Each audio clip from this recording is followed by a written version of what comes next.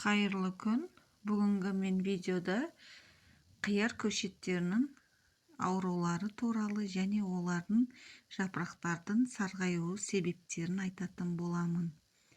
Біріншіден, жапырақтары сарғаю себебі ол қатты дауылдың әсерінен де болады. Менің осы қияр көшеттерім дауылдың кезінде, қатты жел тұрған кезде осылай сарғайып кетті. Мен бұл үшін не істедім? Ең алдымен мен көшеттердің түр жағын көріп шықтым, яғни тамырларын көрген кезде тамыры жақсы болғандықтан тек қана жапырақтарына ғана мен иод ерітіндісін сеуіп шықтым. Иод ерітіндісін мен қалай дайындаймын? 20 тамшы 10 литр суға салып, араластырып, осылардың жапырақтарына сеуіп шықтым. Яғни бұл иод ерітіндісі көкөністердің барлық ауруларынан қорғайды.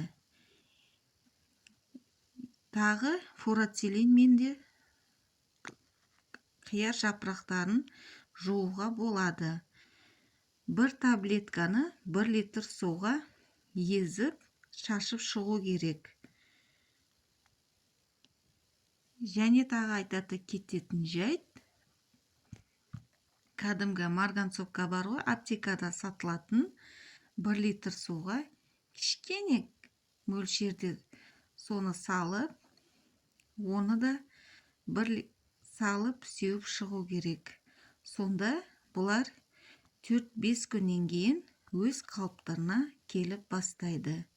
Яғни қарау керек, түбіндегі тамыры жақсы болса, осы ерітінділермен сеуіп шығу керек.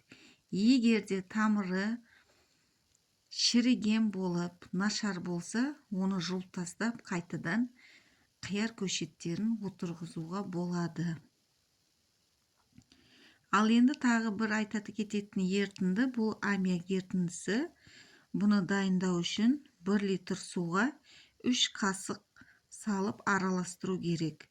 Бұл тіле және басқа жәндіктердің пайда болуына жол бермейді.